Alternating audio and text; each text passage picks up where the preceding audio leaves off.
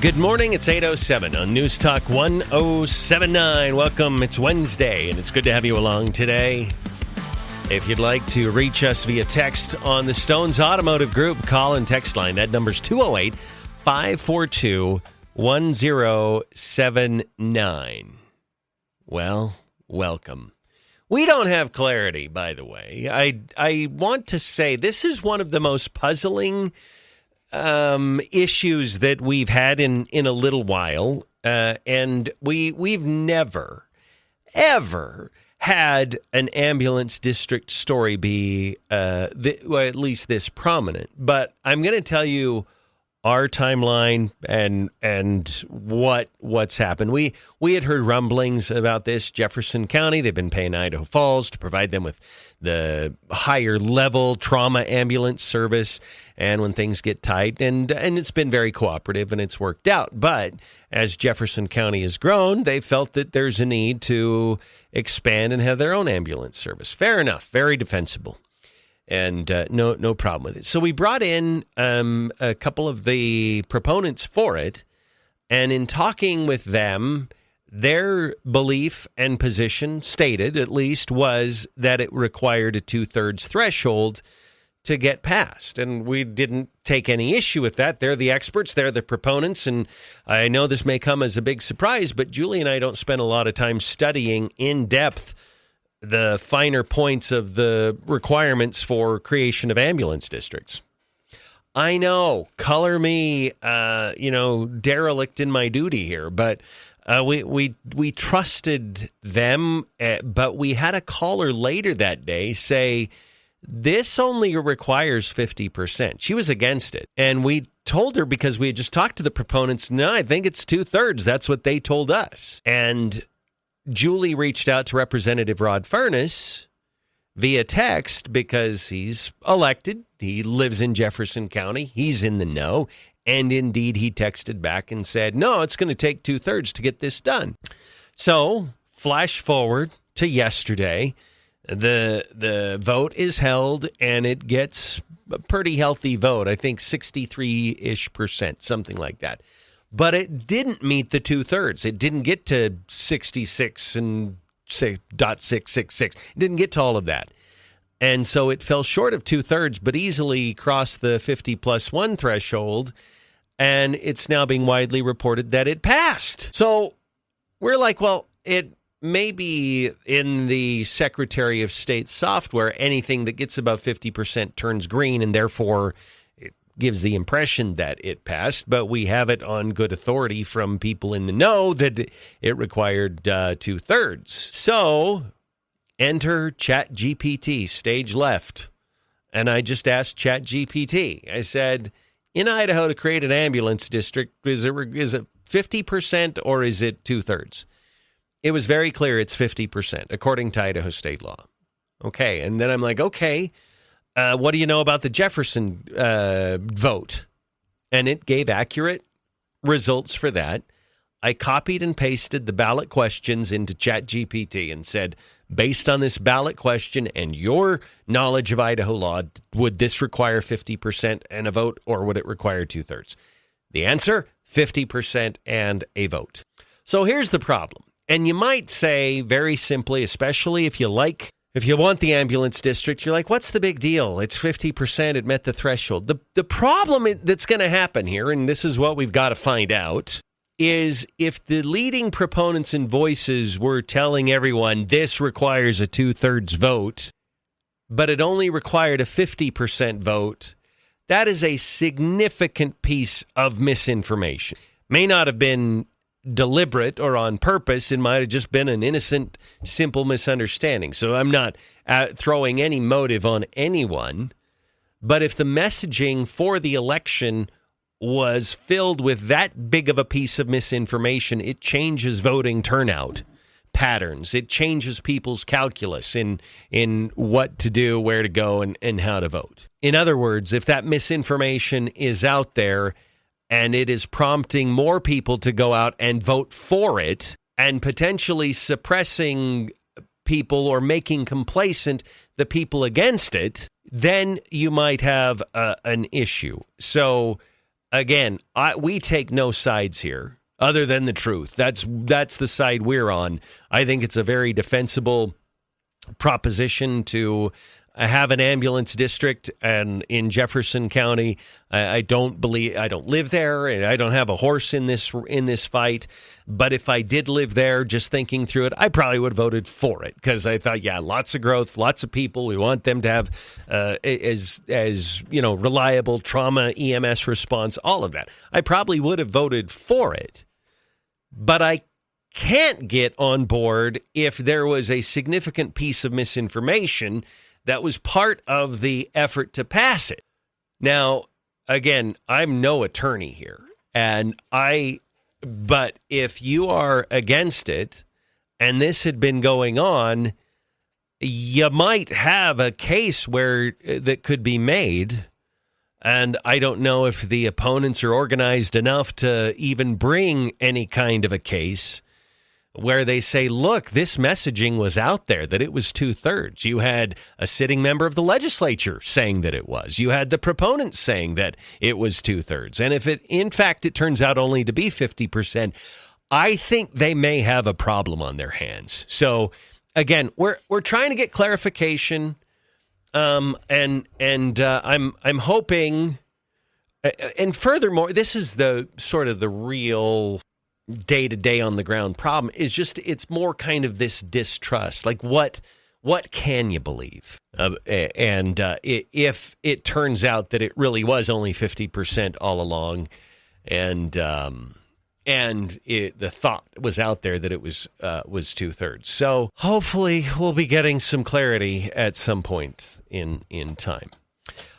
Norm died from Cheers. George Wendt was, I believe, 76 and passed away. Everybody loved George. In fact, we can all hear in our mind, Norm, as he walked into the Cheers bar. And so condolences to his family. We also had a member of Congress that passed away. Speaking of obituaries, George Connolly has had cancer, represented a Democrat district in Virginia, and he's passed away. We asked Senator Crapo about that this morning. I don't know how much this is going to impact the votes on the big, beautiful bill and all of that. I would imagine they're going to work pretty quickly in Virginia to get that now vacated seat filled. So I don't know how much of a speed bump this will be politically for the Democrats, or even for the Republicans, for that matter. But we'll wait and see. But we do have lots of great audio. Jake Tapper, of course, is on his book tour right now and talking with pretty much every major podcast that he can. He was on with Katie Couric. He was on with Megyn Kelly. And it's an interesting line that he's taking, because Jake Tapper, there are kind of conflicting, or at least dueling versions of Jake Tapper. And right now, he's trying to convince us that he is Jake Tapper, the truth teller. But in order to make the version of Jake Tapper, the truth teller, convincing, he has to not fully tell the truth, which is he boiled Joe Biden's cognitive challenges down to a stutter and torched Lara Trump because she was pointing out the cognitive decline, and Jake Tapper participated in the Democrat narrative that she was making fun of his stutter. And nothing could be further from the truth. In fact, Jake Tapper apologized to Lara Trump because he owed her an apology, but he seemed to be, how do you say, I don't know if I'd say a willing participant, but he was an unwilling scrutinizer of the Biden White House. And is there much difference between a willing participant and an unwilling scrutinizer of the White House? Because I'm going to tell you, and keep in mind, I live here in little old East Idaho, and I just watch the news like everyone else, and I take in as much as I can, because even with skewed lenses, if you take in more information and as much as possible, I think you get closer to an approximation of the truth. And I'm going to tell you, I had concerns on day one, and I began to have deep concerns a few months into his presidency. Joe Biden. I saw it. You saw it. We all saw it. But Jake Tapper was willing to be an unwilling scrutinizer of the White House. He sort of let the narrative go largely unchecked. And at times he seemed to support the narrative. And because of Orange Man Bad, because of that, he joined in the 2 minutes of hate and rage against Lara Trump when she was pointing out the cognitive decline. Now, you go through all the times, and I hate to bring this up. You're all going to get twitchy when I say what I'm about to say, because we all lived that day-to-day lie, that saga, that whole 4 years of just being lied to day in and day out of move along, there's nothing to see here. And do you remember from the Iraq War, do you remember Baghdad Bob?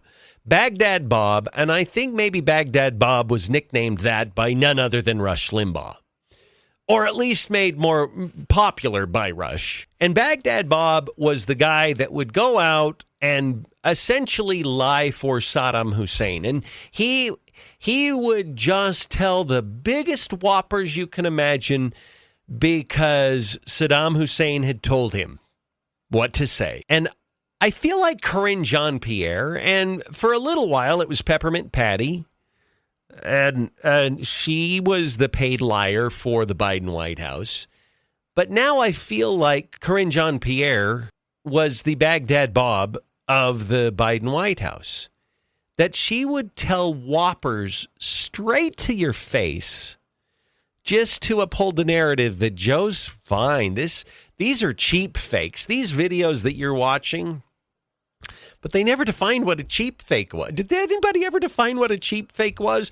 It was just this vague term that was supposed to leave an impression that this video isn't real, what you're watching. But there was no contradictory video, even though there was abundant video. He's the president of the United States. Cameras are everywhere when the president goes out in public. So if you wanted to refute it, you could have refuted it, but you didn't. You just said the videos that were going viral were cheap fakes, whatever that was.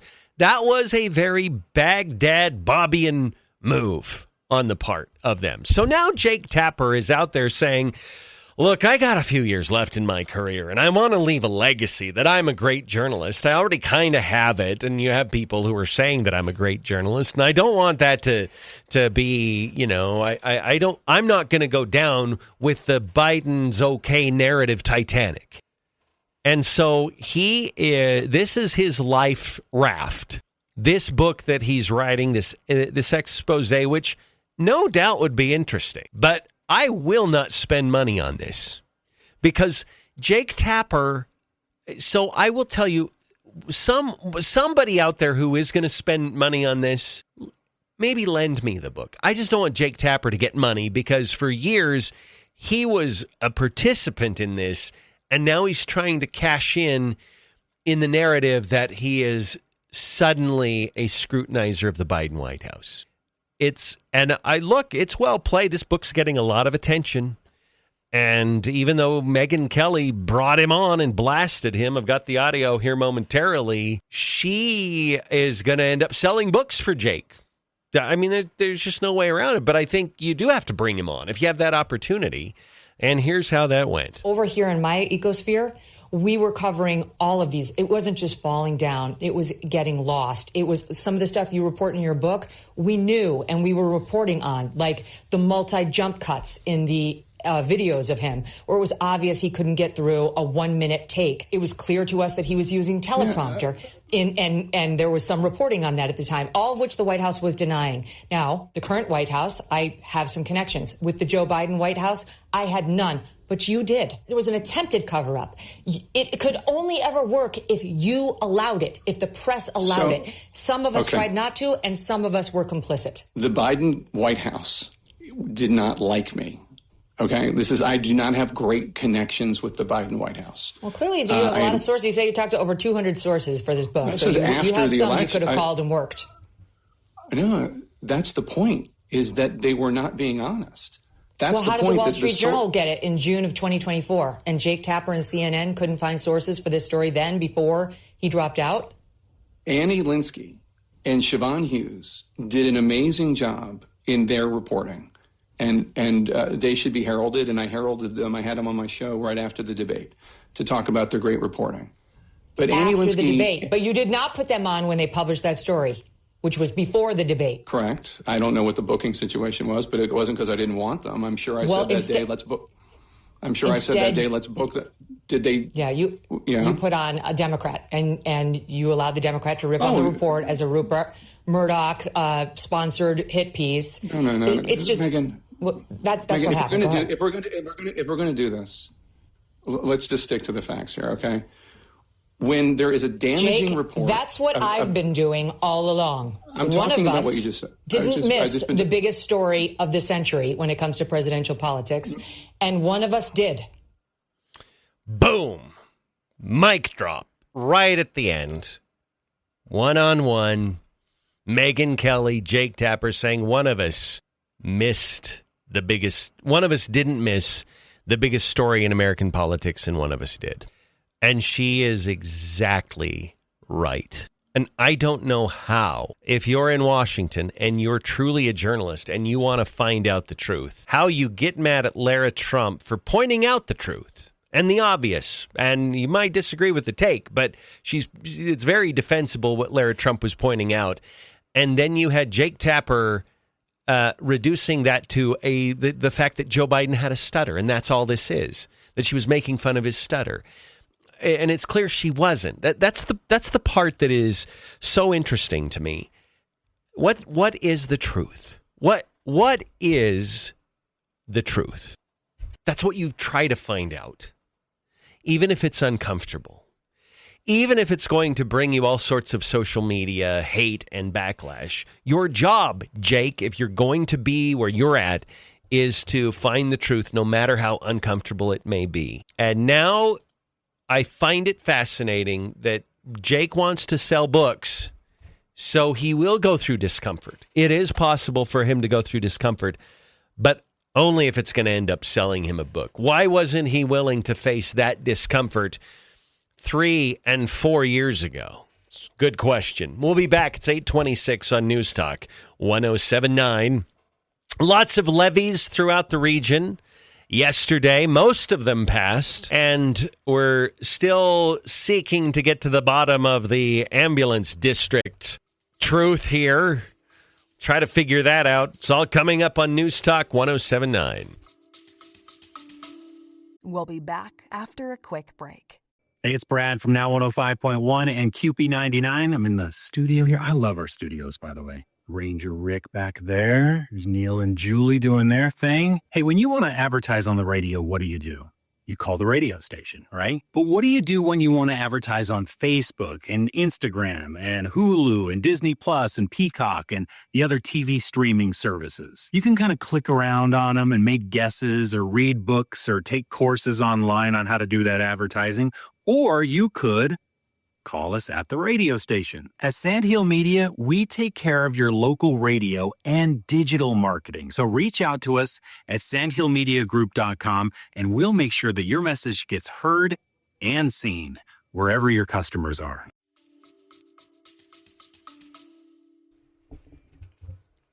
All right, 8:31 on News Talk 107.9. Neil Larson along with Julie Mason. And you, if you'd like to reach us, the number to call 208-542-1079. And the place to go if you want your lawn to be super lush and green is Town and Country Gardens. Grab the 4-Step Lawn Program. While you're there, of course, Memorial Day is coming up. Grab the flowers you use for the graveside and wherever else you want to put them on Memorial Day. It's a perfect opportunity to do that as well. Absolutely. They've got everything you need for your lawn and garden there. So you talked about the flowers. There's the 4-Step Lawn Program. You might need to be doing some soil prep for your garden. Yeah. You can get all that there. You might need to get your seeds or your tomato plants. Oh, yeah. Neal knows a little bit about that. So Town and Country Gardens, they're going to help you with everything. Plus, they're really great people. Yes, they are. So stop by south of Idaho Falls, Yellowstone Highway, across from the Budweiser plant. I have a question, speaking of tomatoes, because I was cleaning my office last night, and on my computer it said frost warning. So I clicked on it, and it said that you could reach the low 30s. So again, and I've done this like 4 times in the last week and a half. I've gone out, got a couple of old sheets that I just throw over the top of my tomatoes. And then on my drive into work this morning, it's 41 degrees. Mm-hmm. So the forecasting in some ways is getting very, very good. And I hope Michael Coates is listening, because I can say, what is the weather going to be on Oak Street in Rigby in 3.5 weeks at 2 p.m. And they'll say, well, you're going to get a 1/4 inch of rain and the barometric pressure now is going he's to be... just rolled his eyes at you. Okay, I might not be quite that. But they've gotten really good at that. But I guess my question is frost warnings, but it's 41 degrees when I drive to work at 4:45 a.m. Don't you think they just probably err on the side of caution when it comes to frost? That might be. So That's if there's true. going to be frost anywhere within a certain radius, they just tell everybody there's a frost warning. And I think that the temperature variability can be dramatic with elevation change. So if you have foothills that are 1,000 feet higher, maybe it did freeze at that. So I'm one of the peasants in the valley, so I don't, I'm different that way. I'll take my less windy peasant in the valley home. Yes, I will, and not freezing in late May. Home too. So, but no, I'm not. Again, people think I throw shade at Michael Coates, and I don't. It's just fun. But I actually, it's a twerpy way of learning more about how weather works. That's how I look at it. Okay, good. So, anyway, Julie. Someone texted in. We can't read the entire text. We have a little tech issue with a couple of numbers. We can't see the whole text. We're not sure why. It seems like they were taking issue with my comments on the ambulance district, that if the narrative put forward by proponents was you need 2/3 when you only need 50%, are they saying it's not a big deal, that that's okay, that it's okay to have that piece of information out there that's not true? I mean, what is the argument here? Maybe. When we were talking about this earlier, I kind of had like this thought dancing in the back of my head, which was October surprises. And obviously this isn't October, it's May or whatever. Yeah. But think about the concept. Lots of times, information will drop somewhere near October before a presidential race that will potentially alter the race. It doesn't mean it needs to be true or accurate. Sometimes the information was known for months but kept secret and then dropped in October. That's the nature of an October surprise. It's meant to change the election. Yeah. Maybe that's the way this person views this. Like, we deal with October surprises.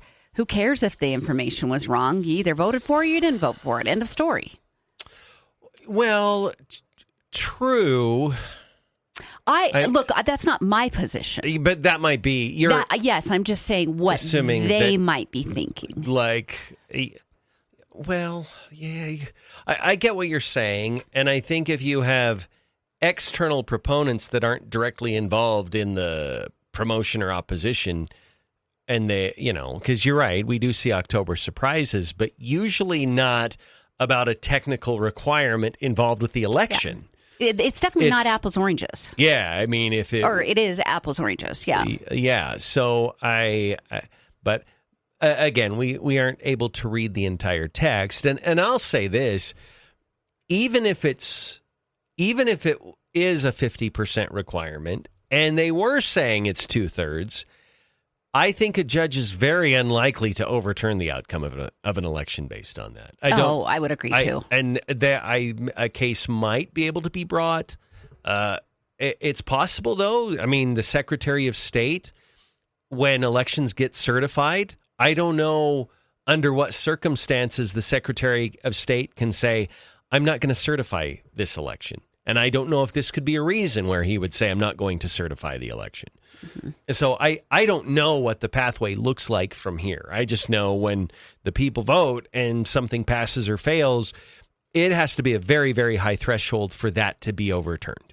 Right. But I will say from a process standpoint moving forward, we shouldn't still be wondering the day after the election's over, did it pass or not, based on the information we got from the different sides in this. I guess that's my point here, is that we did have proponents. You had Rod Furness saying, oh, no, it's 2/3, but now it's being widely reported. It passed, and it didn't meet the 2/3 threshold. We've had people text in and say, I heard it passed. This is not something we're creating. No, we're as confused as everyone else. Yeah, we're in the same boat. We've gone to various Facebook accounts trying to see if somebody is celebrating the passage of it or mourning the failure of it. There's nothing out there on any of those that we went to. Yeah. I have sent texts. I haven't got responses. So I'm a little unclear about where this all stands. I am too, and I will tell you this, because it was our media outlet in interviewing the proponents of this that was letting people believe that it was 2/3. Mm-hmm. I'm deeply invested in correcting the record here, because, I mean, I'm sure if they were saying it here, they were saying it in their meetings and their town halls and everything else. So, we just want clarity. That's all we want. We don't have a dog in this fight. Julie, I think I can't speak for what your hypothetical vote is. Your hypothetical vote belongs to you, and it's sacred. I'll say I would have voted for it. Yeah, and as I would have too, probably. I would have probably been among that 63%, because it is growing. And if I had an accident, or my family or my friends, I want to have trauma EMS there as soon as possible. And I think that's a reasonable expectation of the community. And I'd be willing to pay a little bit more to have that in my community. So I would have voted for it. But I understand the opponents, too. They're like, well, we don't like how this is going to employ new commissioners. And I get the opposition to this.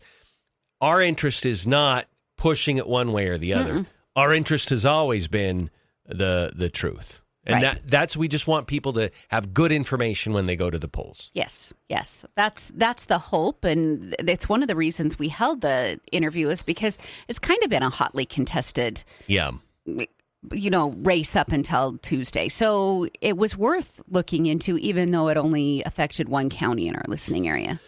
Okay, somebody just texted in, said Officer Mike Miller, who's an officer, also works for the Central Fire District in Jefferson County, is celebrating that it passed. So, okay, we need an explanation. That's all I'm saying. We're not going to try to alter the outcome of this, but I don't think the outcome can be altered. Yeah, I don't either. Yeah, so that's not the point. It's just to clear everything up. Yeah. That's not the point, Paul. Okay, thanks. Lara, is that let me say it a little more condescending. That's not the point, Paul. And you have to tap the table when you do that. That's not the point, Paul. Reach the hand out and condescendingly tap the table right in front of the person. That's not the point, Paul. We've got to create That's Not the Point, Paul merch. We really should. Shirts and hats and coffee mugs. We really should. That's not the point, Paul. We probably saw that audio somewhere, don't we? We probably do. Yeah. Okay. What do you make of the Jake Tapper stuff? I think he sold his soul for $1 in more ways than one, not just with the book. I think he has before. I think he should absolutely apologize to Laura Trump. I think that he should actually apologize to his viewers. He has the ability to hold a monologue. I don't know what he does on a regular basis, if he does do a monologue each time he's on air. I have no idea. Yeah. Maybe he does. But he has that ability. He can set aside a 4-minute segment and say, I appreciate you being willing to buy my book. I know I've been hawking it like crazy on here. He got made fun of by Stewart. What's his first name? Comedian? We know who you're talking about. Yes. So, John Stewart. Yeah. Because John Stewart repeatedly played all the different times he was hawking his book before it came out. So he can say, look, I appreciate that you've allowed me to try to sell my book on here, but I think I owe you an apology. And I owe you an apology because I should have been better. And it would go a long way. He didn't actually say that. It was... No. I think it would go a long way if he did it. If he did, yeah. Yeah, he hasn't done that. Right. It's been these kind of veiled, well, I was trying. No, you weren't trying.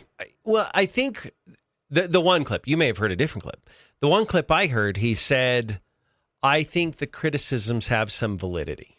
Yeah, see how vague that is? Yeah, but what you're talking about them. Talk about yourself, Jake. Don't say, I think their criticisms have some validity. Have some courage and say, I was wrong. I should have been more scrutinizing. I should have asked more questions. I shouldn't have just fallen in and trusted carte blanche what the White House was telling us. Well, and his excuse to Megyn Kelly that he didn't have a good relationship with the Biden White House, whatever.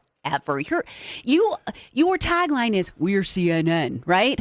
Yeah. So are you or are you not? Do you really have that power? Because if you do, you could have figured this out. Well, the issue is Lara Trump had no connections inside the White House, and she could see Joe Biden's dementia. She was part of the enemy circle. You didn't need to have good tentacles inside the Biden White House to see that Joe Biden's cognitive abilities were failing. Yeah. So that's sort of that's an artificial threshold that they're kind of creating.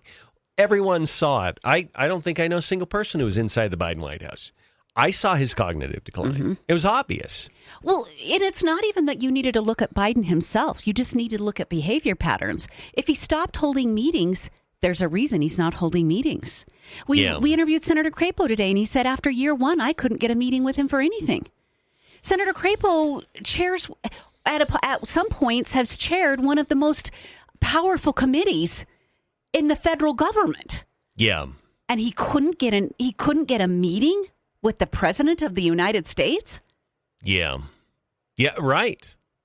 I don't, yes. This was not a case of telephone. We talked to Senator Crapo this morning, right from his mouth. And he had one meeting, got a deal, at least verbally agreed upon deal from Joe Biden, and then a few days later, staff reached out to Crapo and said, no, the president misunderstood. We don't have a deal. And then he didn't get another meeting with Biden after that. It was very, very insular and hands-off. Yeah, explain that. So you don't even have to go off of the stutter, right? That's what Jake Tapper was trying to use to cover for what was going on. Okay, don't even play the audio of Biden. If he's not giving people meetings, there's a reason. Yeah, right. If he's not holding cabinet meetings, there's a reason. Yeah. If they're calling a lid at 9 o'clock multiple times a week, there's a reason. None of those have to do with a stutter. Yeah. Yeah. It is. I lost. Well, I didn't have a ton of respect for Jake Tapper, but what I did have, it was lost in that moment. Like there's so much more than a stutter going on, Jake, and you know it. You're smart enough. You know this. Yeah. So don't reduce it to that. Right. So, but I'm not buying the book, but I probably would read the book if somebody lent it to me. I think I would probably read the book too, but I'm not going to give him the glory of another purchase. Maybe in a year or two, I'll check it out at the library. It'll be at the DI. That's true. Someone will drop it off there. Lots of copies at the DI. So someone else said, I believe they covered up his cancer also. In February 2024, they said he was fit for duty after his medical exam. There's no way that type of cancer was just discovered, especially since he has the best medical exams in the world. We asked Senator Crapo about that too. And Senator Crapo has hid, and this is not revealing anything, he's been very public about his bouts with prostate cancer. And has even, I don't know if it's passed laws or resolutions, but he's worked hard to raise prostate cancer awareness. And so he knows a lot about it after going through it himself. And he said, there's no way they didn't know. This is not the stage that Joe Biden's in right now, doesn't happen suddenly. This has been in the works for probably years. And when you're right, in February of 2024, just over a year ago, they said, oh, he's physically fit for duty. Maybe they deliberately didn't do the PSA test So they could say that. Just avoid it all in, which would not be protocol. Yeah. I promise. I am not a physician, and that is just basic common knowledge. A man of his age at the power level that he's had would have had a PSA test. No questions asked. Yeah. No, I bet you, in fact, I'll log into my medical dashboard thing because my blood results are there. I bet I've had a PSA test. I'm sure you have. And I'm 52. Yeah. So people are saying they believe. I was told the ambulance district formation margin changed in 2021 to a simple majority. I was under the impression the motion passed last night. We've gotten a few texts like that. Yeah. So it seems like people think it passed. Okay, I don't. Again, the conflicting information continues. Let's go back to the phones. Hi, caller. How are you today? Is this me? Yes, it's you. Go ahead. I was just calling about the Biden story. I don't know if you know, but they have clips out there where Biden admitted in his speech that he had cancer back in 2022. Yes, I have it. And I'll play it. I think they have. I think they purposely did that because they didn't want to lose their power. And I don't even think Biden was getting treated. That's why it metastasized so fast. Yeah. In my opinion. But that's all I wanted to say. Thanks, man. All right. Thank you for the call. This is Joe Biden back in 2022, so 3 years ago. It was a 4-lane highway that was accessible. My mother drove us, and rather than us be able to walk. And guess what? The first frost, you know what was happening? You had to put on your windshield wipers to get literally the oil slick off the window. That's why I and so damn many other people I grew up have cancer. And why can't, for the longest time, Delaware had the highest cancer rate in the nation. Okay. I remember this clip. Mm-hmm. It made a little blip in the news, but it was in the midst, it was one drop in an ocean of gaffes that we were having with Joe Biden. So it never really got any traction. But I remember that and just tossing it away like he, sometimes he was rubbing Corn Pop's leg hair on an Amtrak train ride to Scranton. Like he would take these fragments of things and he'd cobble them together in these memories that weren't real. So I think it was easy to dismiss this, saying he just heard about somebody having cancer and now he's saying he has cancer. I think maybe he was telling the truth and saying the quiet part out loud back then. He absolutely could have been, or it could have been the other way. Both of them should have been warning signs, red flags that he needed to be investigated of whether or not he should have been president. Yeah. Either way, there's not a good answer to this. No, there's not. Yeah, there's not a good, that's what he meant there. Because we had multiple gaffes where he couldn't remember how Bo died. He turned his kitchen fire into something bigger than it was. Like, people were almost dying in it. That's not what the kitchen fire was. He talked about how he drove a big rig. He's never driven a big rig. He talked about all these miles that he spent on a train. They proved that didn't happen. Like, when you say it was a C, it was a literal C. Yes. And so we just threw it in there. But that cumulative sea of gaffes should have made people like Jake Tapper start looking. Yeah, absolutely. They should have. Somebody did properly point out Biden didn't even stutter in that clip. So yeah. we'll be back. We may disagree on a Jefferson County ambulance district or a Marsh Valley school levy or Joe Biden's dementia or Donald Trump's effectiveness. But one thing we can all agree on, Julie, is that steaks from Grand Peaks Prime Meats are delicious. Mm-hmm. High quality beef. They also have I'm sure they have ham steaks there. They do pork. They do more than beef. So any high quality meat that you're looking for, that is available at Grand Peaks Prime Meats. I also like the concept of being able to talk to somebody about where does the meat come from. Yeah. It's mystery sometimes when you go to your local big box store. So I love the local component of this, and you should visit their website to check out their deals, gpprimemeats.com. Okay, we'll be back. It's 8:54 now on News Talk. Make it 8:55 on News Talk 107.9. All right, coming up on 8:59 on News Talk 107.9, Neal Larson along with Julie Mason. And we've got another hour coming up. We hope you'll join us for that. We'll be back after the news.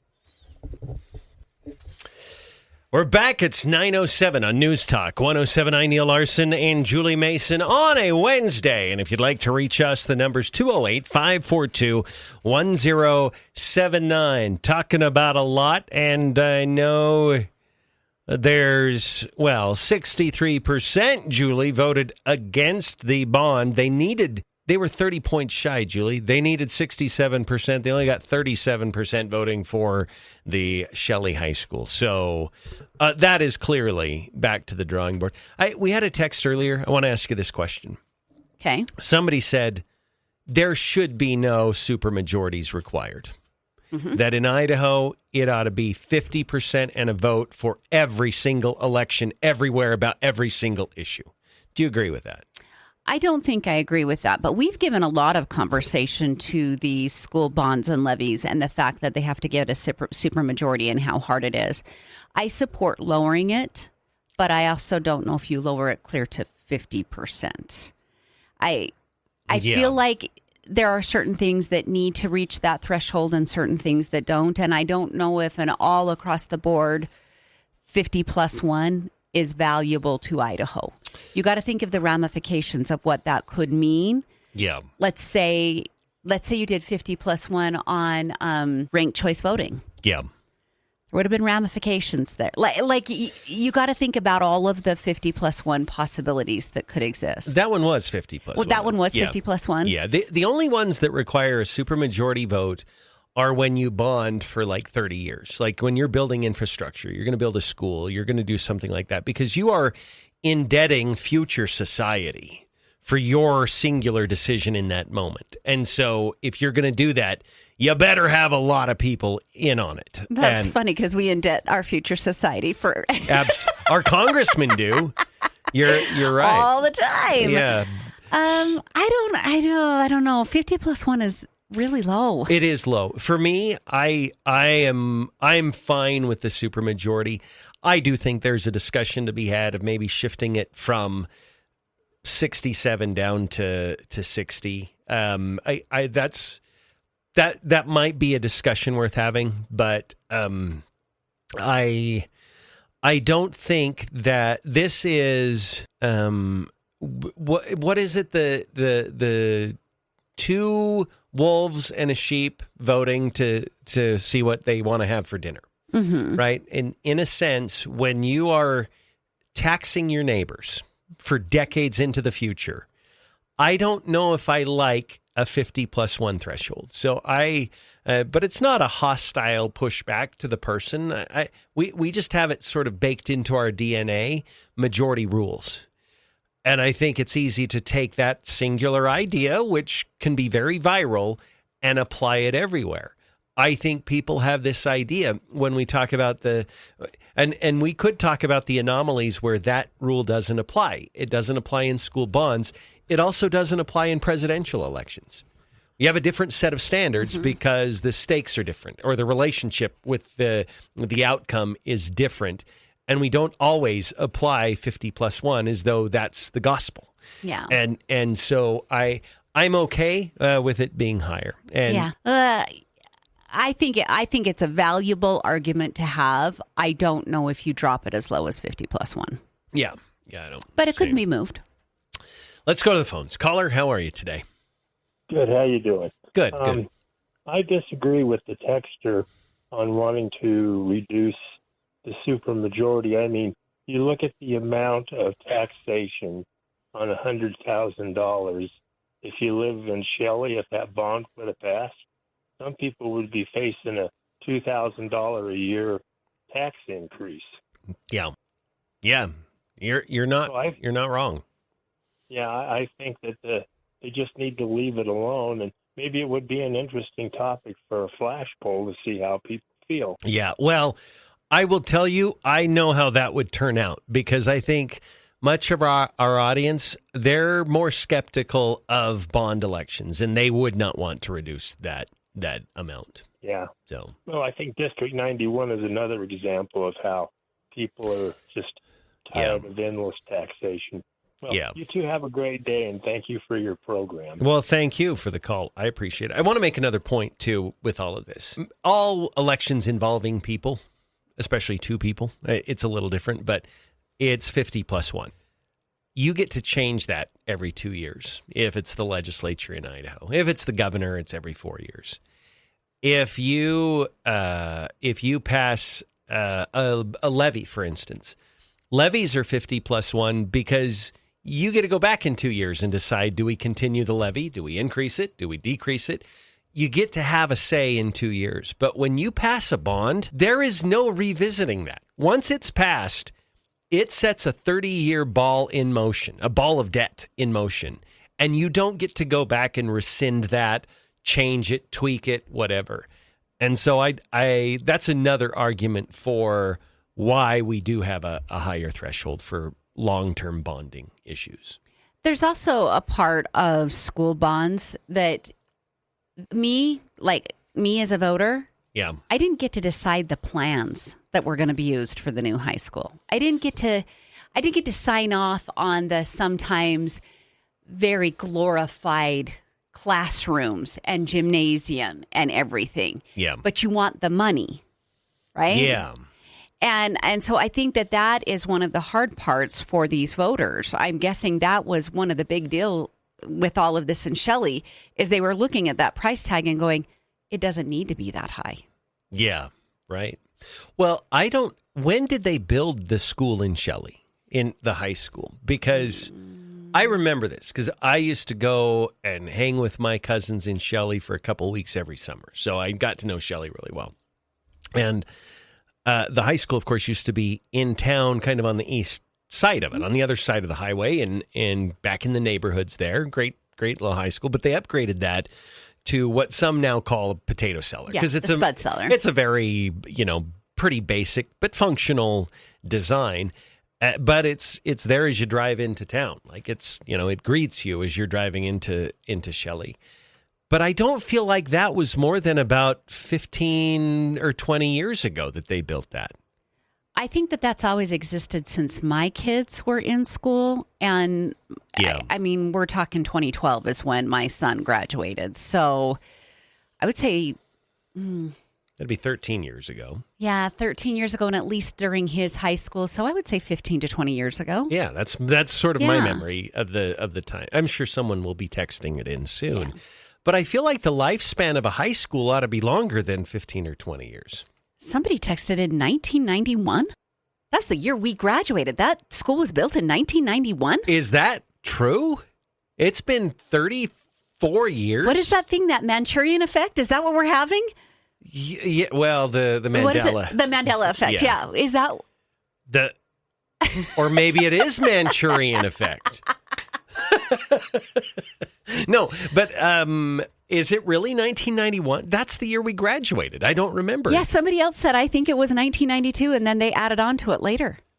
Okay. Julie. We're so old. Julie and I were struggling to remember something from last week. So maybe you can't trust us to remember when Shelley High School was built. Was it really 1991? Yeah, somebody just sent in, that's true. Oh, wow. Okay, maybe it is time to have that discussion.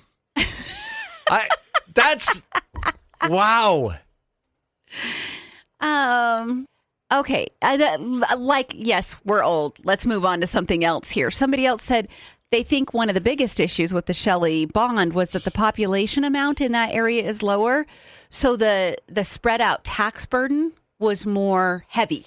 Oh, okay. You didn't have as many people to spread the burden out over. Oh, gotcha. Okay. Yeah.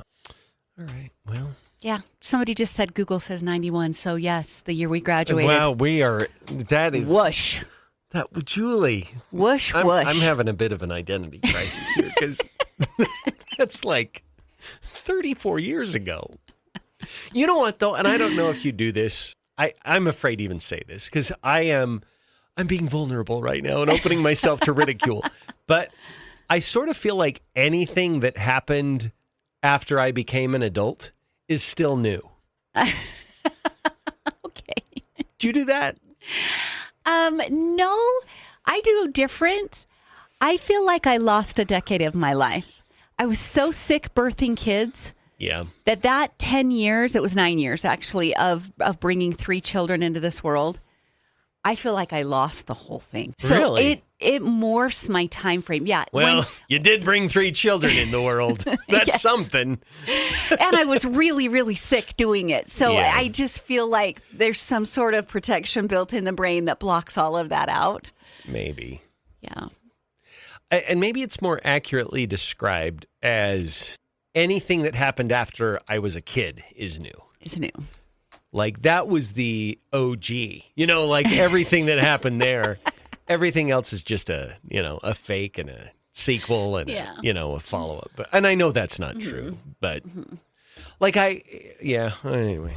Somebody sent in, Shelley was built the same year as Hillcrest High School was, to my recollection, 1990. That is exactly right. I was the last and only Bonneville class at Bonneville High School. And then the next year they split. Half went to Hillcrest, half stayed at Bonneville. Okay. So, yes, if it was built the same time as Hillcrest, that's correct. All right. Well, okay. So this is going to have to be addressed because a 34-year-old high school is probably time to look at. Are they building a brand new high school? Or are they adding on? Like, what is the plan? And we don't know these answers. We don't know these answers. Someone just said the Shelley School Board did not explore enough options. They could have accomplished the same goals for a lot less money. Okay. I don't know.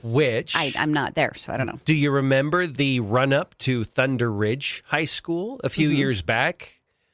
And there was a lot of back and forth with that. The first couple tries, it didn't come close. I don't know if it was this far away from it, but they were like, you gotta get more specific. You gotta work harder to cut costs. And so at that time, the board worked hard, the superintendent worked hard, and they came back with a proposal that was more palatable to the community, and they voted it in. So. To explain this one, they said they are building, with this bond, they would have built a new high school and then used the current one for junior high, which is what Rigby did. Yeah. Okay. All right. Well, there you have it. Here we go. 208-542-1079. Okay, so Julie, I did find, again, we're growing more confident that the ambulance district passed. We're thinking yes. We're thinking it did. And but this was Carl Anderson calling last week on Friday. We had a listener who was opposed to it. She called in. She had a very prepared presentation about why she was opposed to it. And he called in explaining why the threshold was 2/3. Yes, Neal, this is Carl. Oh, hi, Carl. How are you? Good. Hey, what kind of questions are coming up about this ambulance district? So just for verification, everything we're doing, we are using Idaho statutes on this. Okay. So we are following Idaho statutes when we filed for this ambulance district in the whole 9 yards. Okay, so Carl, maybe sort this out for us then. I'm sure you were, or else it couldn't be on the ballot. Why is it 2/3, but she cited a portion of Idaho code that says 50%? As you read the statutes, 31, 39, 05, as you go through and read the statutes, there's different chapters. So part of the statutes are older statutes that said this is what had occurred previously. They rewrote those statutes in 2020, so you have to go down a ways to find what it actually says about an ambulance district. Oh, okay, so that was an obsolete provision of the code then. It's been updated. That is possible. I didn't listen to what she had to say there. Okay. A person's just got to get in and read the statutes, and they've got to read the whole statute. Okay. Well, Carl, thank you. I appreciate your clarification, and let's take one quick call, but we do have to take a break. Okay, so that's that. Guess what? We're still confused. We are still confused. Mm-hmm. We're very confused here. So I hope somebody can sort it out. Because you have the text from Rod Furness saying it is 2/3. Yeah, and it could be as simple as there was a very muddled misunderstanding by the group that wanted this. thinking it was 2/3. Yeah. Again, we make no accusations of anything nefarious here. You might just not. Election law is complicated, especially when you're taxing people and you're talking about levies and infrastructure and bonding and everything else. When you look at the sample ballot, you're getting two pieces that probably should have been two questions. Mm-hmm. Absolutely. I would agree with that. We pulled up on the sample ballot. It feels like two separate questions. Like there should have been question 1, and then you answered yes or no, and then question 2 and answered yes or no. And I will say this for the proponents who are saying it was 2/3, if they were erroneous in that. Yeah. When the 18 pages for the ranked choice voting law was put forth, the proposition was put forth, you and I read through that dozens of times. How many times did we read through those 18 pages? Because there was so much confusion wrapped up in all of it. Yeah, Neal's twitching right now. So this stuff can be very confusing with the way that it's written. Yeah, it can be. And I think sometimes it's not saying in this case with the ambulance thing, because the nature of that's just complicated. A lot of moving parts to that. But I think back on the Prop 1 thing, that's their simple proposal that they were telling the public was, we just want everybody to be able to vote in the primary. Mm-hmm. Remember that? Mm-hmm. It was in the same exact tone that Jim Comey said, we were just walking on the beach. Okay, we just want everyone to be able to vote in the primary. You don't need 18 pages of small print to say, we just want everybody to vote in the primary. Right. Mm-hmm. We knew there was more there. And their cover story was not telling the whole truth. And when you dove into it, and believe me, I have all the scuba diving certifications for diving into that issue. You've got scars. I do have scars. I have all the shark bites. I got everything. And you realize, okay, this is a massive overhaul of our entire election system. This is not just a little tweak allowing everyone to vote in the primary. Yeah. So dishonest. Why did you bring that up, Julie? I'm sorry. I'm revisiting the anger over that and these liars that kept coming. They were liars. I only brought it up just to explain to people that there's probably somebody listening and probably multiple people listening that are like, it shouldn't be this hard. We actually agree with you. But guess what? It is this hard. Yeah. The language in this stuff is this muddled. Yeah, really. So a question, again, I'm going to ask the ether here because neither you nor I are the Secretary of State, at least last time I checked. Did you become the Secretary of State overnight? I didn't, but Phil, he did offer an invitation to me, and I said, I'm kind of busy right now. Right, that's true. Keep me in the loop, maybe in a few years. Maybe make you an honorary Secretary of State. But I know one of the requirements of any proposition statewide is a single subject requirement. Mm-hmm. Does that apply to local ballot issues? I thought the same thing, and I have no idea. That the creation of an ambulance district is one thing. The funding of an ambulance district is one thing. You could vote on those separately. Mm-hmm. They might, because you know what? It's very easy mentally to break that down into two ideas. You could say, I do like the idea of an ambulance district. I'm not fond of the way it's funded. Or what they're going to do with it. Or there's too much being asked for it. So easily could have been a yes and a no. Mm-hmm.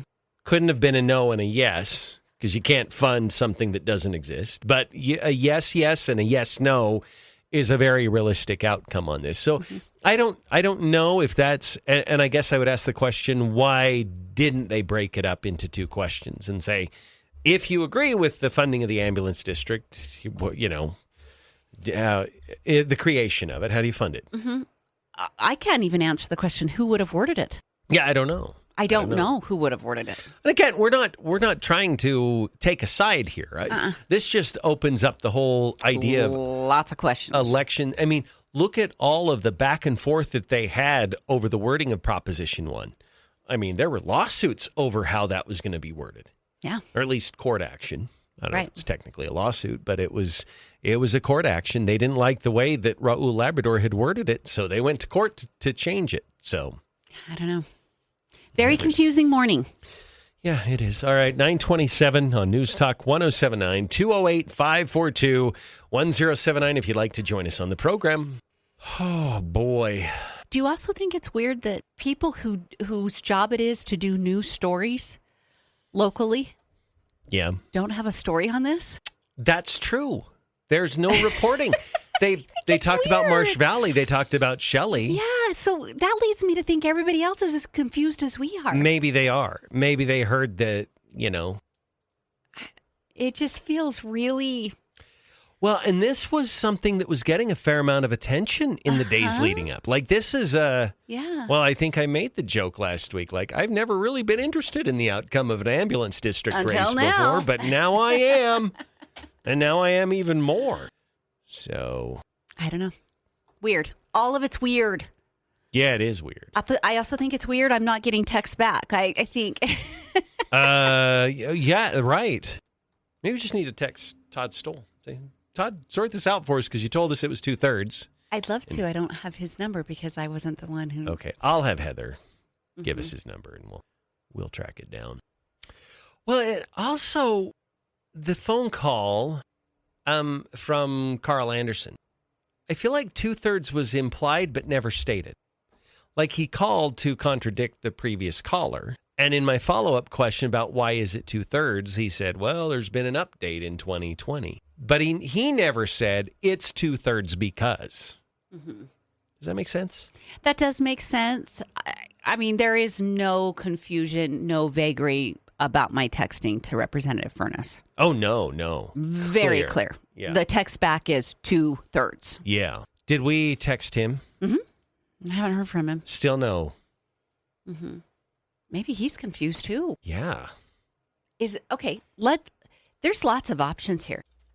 Is there a chance somebody in Phil McGrain's office misinterpreted the statutes and told them the wrong thing? Maybe. I mean, it could even be that. Maybe. I did not. I will be very, very honest here.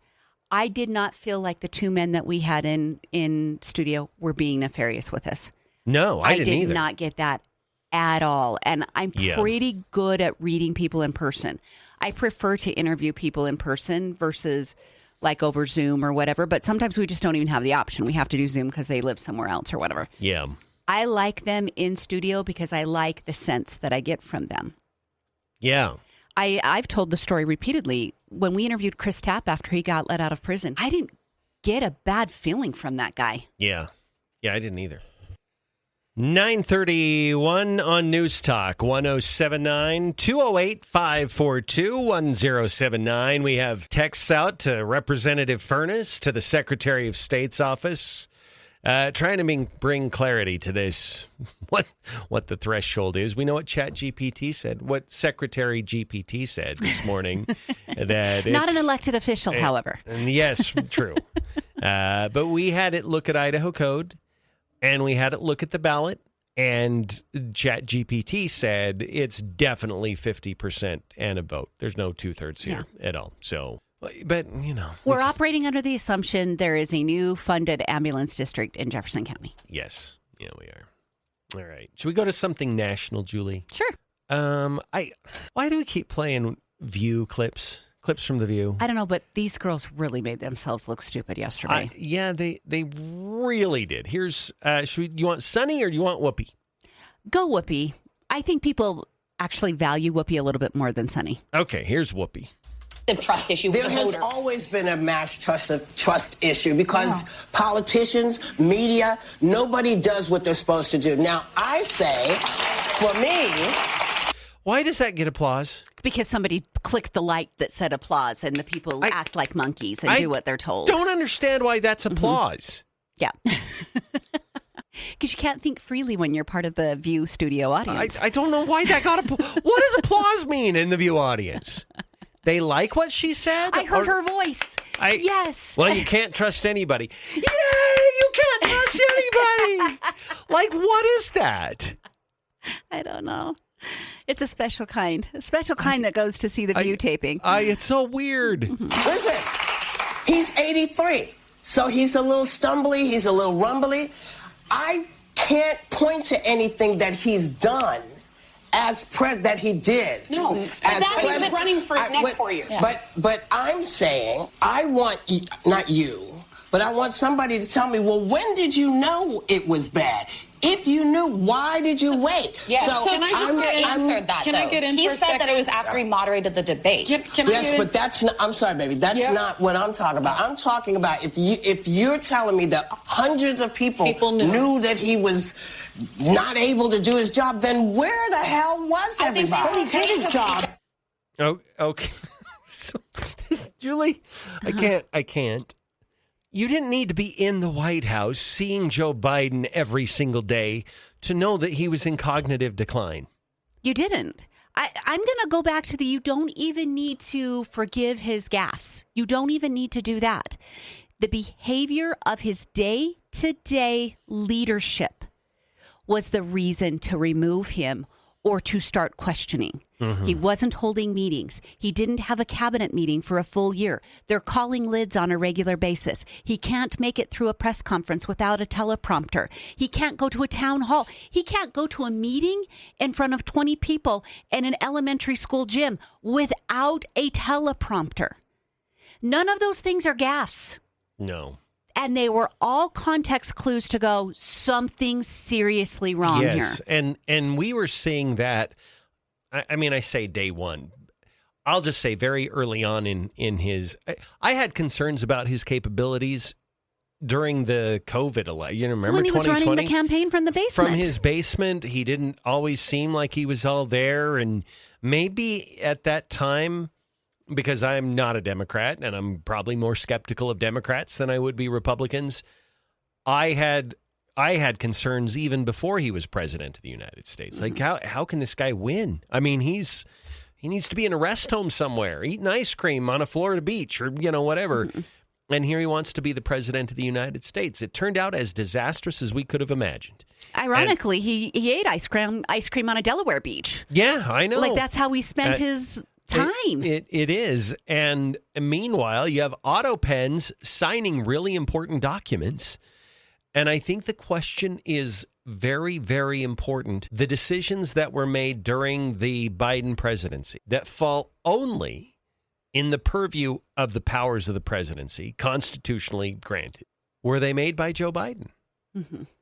And I don't think the answer to that is yes in every instance. And I think Trump's point is very on point the last couple of days that he's put on Truth Social.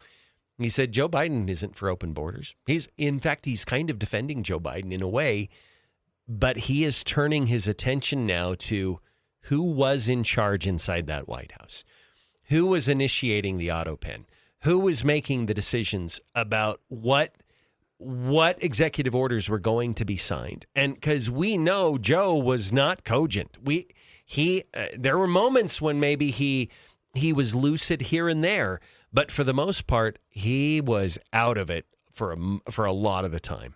So there were a lot of pardons signed over multiple days, but they have proven that some of the biggest pardons, the biggest names that were pardoned, those were done when Biden wasn't even in the White House. They have his travel schedule. He wasn't present in D.C. when those pardons were signed. Okay. Can he sign them elsewhere? I don't know, but man, you've got to. Well, first off, he was only in D.C. half the time. He took more vacation days in his presidency than any other president in the history than any other president. Again, context clues. Shouldn't that make you wonder if he's doing a good job? Yeah, it really ought to make you wonder. Sonny Hostin, listen. Well, that's the point. This is the thing. Now, Jake is my former colleague. I know him well. He's a friend. He's a terrific journalist. He said that 99% of what is reported in the book was discovered after the election. So I think we can put that part to bed about journalists holding on information until so that they could make money off their book. What I do think that we should be very, very concerned about are the people that were in the Trump administration that did hold on to information about how Trump was conducting the presidency so that they could make money off of their book. We're talking about former National Security Advisor John Bolton, who came on this show hawking his book, and I told him, why didn't you say something before? Former Attorney General Bill Barr, he wrote a book, didn't say anything while he was in there. By the way, former Defense Secretary Mark Esper and that White House Secretary. Okay, first of all, I need to point out, you don't have the luxury of speaking against the president while you're on the president's payroll. Mm-hmm. Okay, that's if you're going to take that job and accept that job while you're there, you can't go out and publicly undermine the president's policies. Quit your job and then go criticize the president, which is exactly what some of these people did. So Sonny's creating this scenario that isn't even based in any kind of reality. Okay, so as long as you're showing up to work and taking a paycheck, it is not your prerogative to go out and undermine your boss's agenda or message. Right. She's also built a foundation with her first comment about Jake Tapper, which is, well, I worked with him and he's a good dude. So package that up, put it over here. Jake doesn't have any faults. But let's talk about all the Trump people that have faults. Yeah. So Sonny gets to be the judge and jury for everyone. Yeah. If she decides a journalist is a good journalist, whether or not they made a bad choice or not, we can't scrutinize that journalist. Is there also a twist in the burden of proof? You start out with the assumption that Joe Biden was fine, and you have to prove that wrong. But with Trump, you start out with the assumption he's horrible, and now you need to prove otherwise. Yes, yeah. That's absolutely what she's doing in all of this. Yeah, they don't even see their own bias in this. Mm-hmm. Yeah, but the studio audience is clapping. Yeah, it is. But that I've realized, though, after listening to, sadly, probably we're into hours of The View clips. If I go back and collectively added up the duration of the clips of The View that we have, it's probably numbered in the hours now. But what it does give you, Julie, is the viewpoint that the intellectual threshold for applause on The View is lower than Death Valley. All right, should we take a break? Sure. It's 9:40 on News Talk 107.9. We'll be back after this. Okay. Hi, guys. The View. Where are they at? Are they in New York or are they in L.A.? Joy Behar talks all the time about her New York apartment. I believe they're in New York. I think you're right. Unless something's changed in the times that I've heard her talk. I think it is New York. So if you're in New York and you're walking past and there's someone outside, there's an open door, and they said, hey, we have a few open seats in The View. You want to attend a taping for the next 90 minutes? What'd you do? Well, it's funny that you just asked me that question because I was about to say before you started talking, I'd be pretty interested in the workings of a Hollywood taping. So I would go to a taping just to see all of the background of everything that's going on, because that piques my interest with the things that we do. When you and I went to the Trump rallies, remember how much time I spent watching the other journalists and not really Trump? Because I wanted to see, how does CNN do a hit? How are they making this work? And what kind of notes is that reporter holding? And, that kind of stuff. So I would love to see the inner workings of a taping. I don't know if I mentally could sit through a View taping. I don't know if I could do it. I would say, will you give me some earplugs? And then I'd probably do it. And another question that I would ask is, how required am I to applause when that applause light comes on? Because I'm not going to applaud if I don't feel like it. Right. Are you going to get filthy looks? And is the producer going to come over and talk to you? Because we do shots of the audience, and if you're not clapping, it doesn't look good. Yeah. More anti-Israel protests. Somebody said a text that said, The View proves that women shouldn't have the right to vote. Guess what? I can line up a whole bunch of dumb men that could sit on a panel just like The View. Led by Adam Schiff. Adam Kinzinger could be their dummy Republican. Swalwell could be on there. Bruce Springsteen could be on there. I didn't do Timberlake. Oh, sorry, guys. I'm looking. I think I need to do one more of the Clayton. Or did I do 3 this week? You did 2 on one day. I did? Okay, then. Yeah, that's right. Oh, boy. Oh, Megyn Kelly. Look, Jake went on Megyn Kelly's. He probably knew he was going to get blasted, but he's like, she reaches millions. I've got to do this to sell books. So, is he going to do Rogan, do you think? Rogan will torch him. Rogan is too intimidating for people because it's too long. Yeah. I don't know how long Megyn Kelly went with him. It was several minutes, but it wasn't 3 hours. Because Rogan usually just has one guest for like 2 or 3 hours, right? Mm-hmm. It's 9:47 on News Talk 1079. Neal Larson, Julie Mason. All right. Have you ever thought about something different to sleep in than your regular bed? I've talked about this with Timberline Home, and they have this really, what I think is remarkable for a lot of people, idea. They carry a line called the Z-Cliner and the Zofa. The Z-Cliner is a one-person recliner designed for sleeping. That's your bed. And the Zofa is a two-person sofa, but it reclines at different angles for each of you, and it's designed for sleeping. So if you have a partner, you don't want one of you in the bed and one of you in the recliner so that you can both be on the Zofa. This is a needed solution for a certain portion of the population. And if you're that person, you need to get on down to Timberline Home because they're having their warehouse liquidation sale right now. And the amazing thing that's going on with that is that there's $300 off on a Zofa or a Z-Cliner right now for a limited time. They also have deep discounts in many other departments. You've got a dining room set, 6 chairs and a table that is decreased by $1,600. It's a heck of a discount. And then even better, if you're just looking for chairs for your, like recliners for your TV room, not to sleep in, but you just need to upgrade your furniture, all recliners in stock are buy one, get one free. Like I said, it's the warehouse liquidation sale at Timberline Home. They're at 711 East Anderson in Idaho Falls. You don't want to miss out on those deep discounts. Okay, Julie, let's talk about LaMonica MacGyver. All right, she's the congresswoman who went and got a little physical with some of the ICE agents. Mm-hmm. Now she's facing charges, and they don't want to talk about the actual physical altercation. This is James Comey. All he was doing was walking on the beach.